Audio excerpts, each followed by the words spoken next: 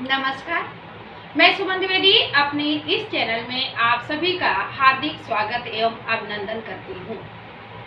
आचार्य रामचंद्र जी शुक्ल जी के हिंदी साहित्य के इतिहास पे हम लोग पिछले वीडियो में चर्चा कर रहे थे, जिसमें हम लोग देखे कि आदिकाल संवत 1050 से लेकर संवत 1375 तक अर्थात महाराज भोज के समय से लेकर हमीर देव के समय के कुछ पीछे तक माना जा सकता है। वहीं पे हम लोग ये भी जाने कि इस काल को वीरगाथा काल शुक्ल जी ने क्यों कहा है। उन्होंने स्पष्ट रूप से कहा है कि जो राजाश्रित कवि थे वे अपने राजाओं के वीरतापूर्ण वर्णन, उनके वीर गाथाओं का यशगान करते थे, तो उसी को लक्ष्य करके इस काल को उन्होंने वीरगाथा काल कहा है। अब हम लोग अपने इस वीडियो में आगे क्या करते हैं। शुक्ल जी का कहना है कि दूसरी बात इस आदिकाल के संबंध में ध्यान देने की यह है कि इस काल की जो साहित्यिक सामग्री प्राप्त है उसमें कुछ तो असंदिग्ध है और कुछ संदिग्ध है।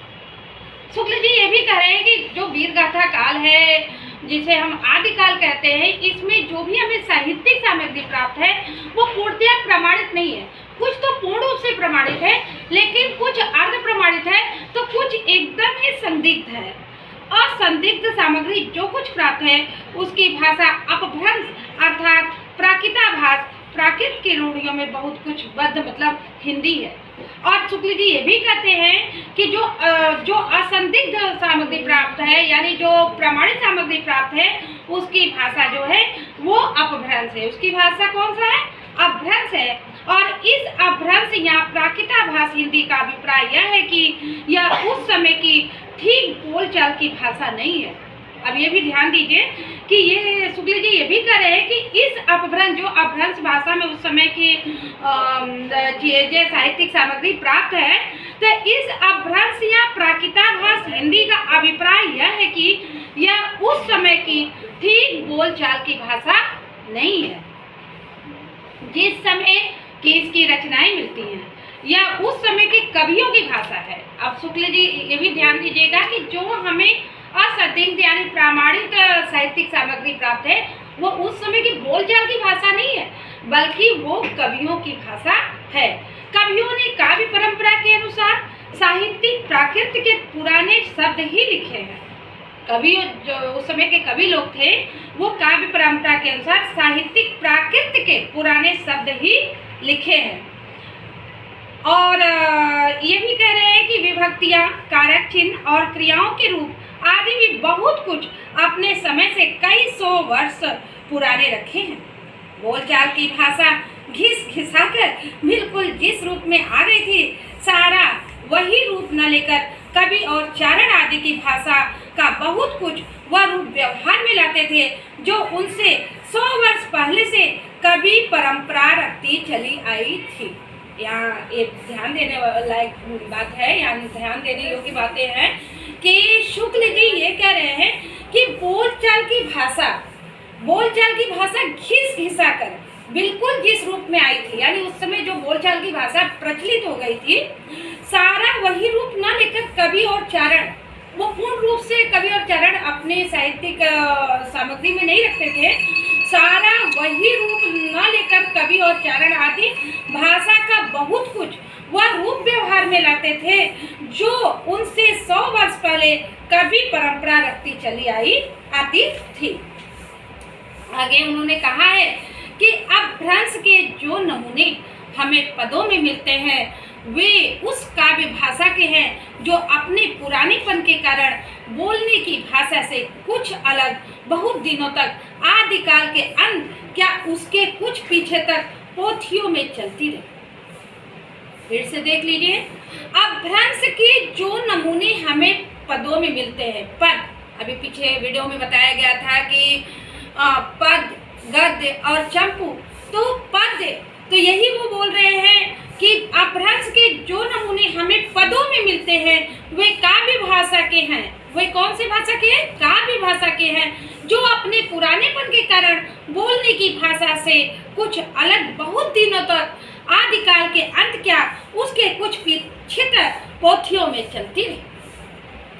फिर उन्होंने कहा है विक्रम की 14वीं शताब्दी के मध्य में एक और तो पुरानी परंपरा के कोई कवि संभवतः सांगधर हम्मीर की वीरता का वर्णन ऐसी भाषा में कर रहे थे।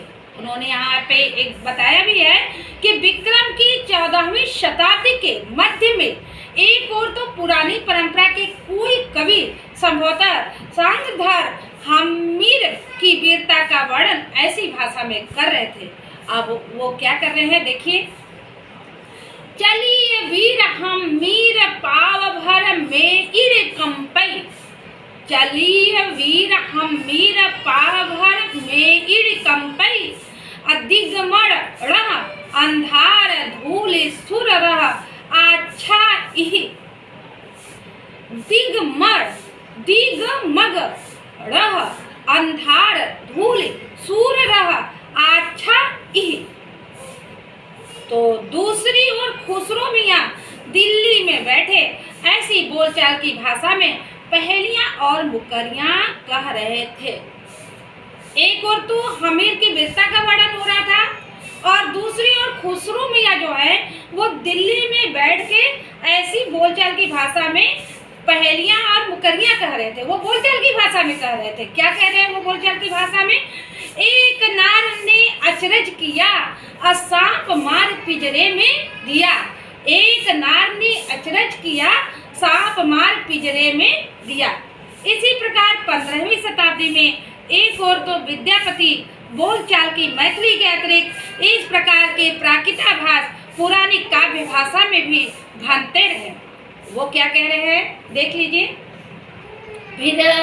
शुक्ल जी कह रहे हैं कि इसी प्रकार 15वीं शताब्दी में एक और तो विद्यापति बोलचाल की मैथिली के अतिरिक्त इस प्रकार की प्राकृताभास पुरानी काव्य भाषा भी बनते रहे।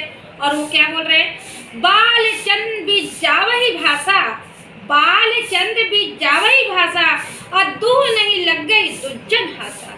बाल चंद भी जावही भाषा और दूह नहीं लग गई दुज्जन हासा। और दूसरी ओर कबीरदास अपनी अटपटी बानी से इस बोली में सुना रहे थे। कबीरदास जी क्या कर रहे हैं, अगिन जो लागी नीर में, अगिन जो लागी नीर में, कंदो जलिया झार और उत्तर दक्षिण के पंडिता रहे विचार विचार। कबीरदास जी अपनी अटपटी बानी उसी काल में सुना रहे हैं और क्या कह रहे हैं देखिए, अगिन जो लागी नीर में, कंदो जलिया झार और उत्तर दक्षिण के पंडिता रहे विचार विचार। सारांश यह है कि अपभ्रंश की यह परंपरा विक्रम की 15वीं शताब्दी के मध्य तक चलती रही। एक ही कवि विद्यापति ने दो प्रकार की भाषा का व्यवहार किया, पुरानी अपभ्रंश भाषा का और बोलचाल की देसी भाषा का। शुक्ल जी कहते हैं कि विद्यापति जी ने दो भाषा में व्यवहार किया। पहला क्या था, पुरानी अपभ्रंश भाषा का और बोलचाल की, और दूसरा जो था वो बोलचाल की देसी भाषा का। इन दोनों भाषाओं का भेद विद्यापति ने स्पष्ट रूप से सूचित किया है।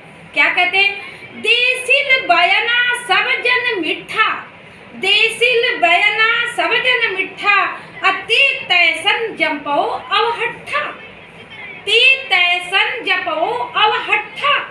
अर्थात देसी भाषा, देसी भाषा मतलब बोलचाल की भाषा सबको मीठी लगती है, बोलचाल की भाषा सबको मीठी लगती है।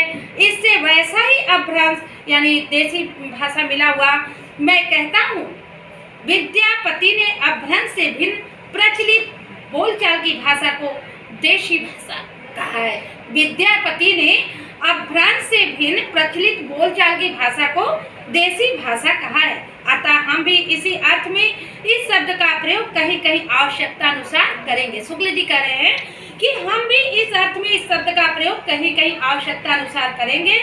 इस आदिकाल के प्रकरण में पहले हम अपभ्रंश की रचनाओं का संक्षिप्त उल्लेख करके तब देसी भाषा की रचनाओं का वर्णन करेंगे।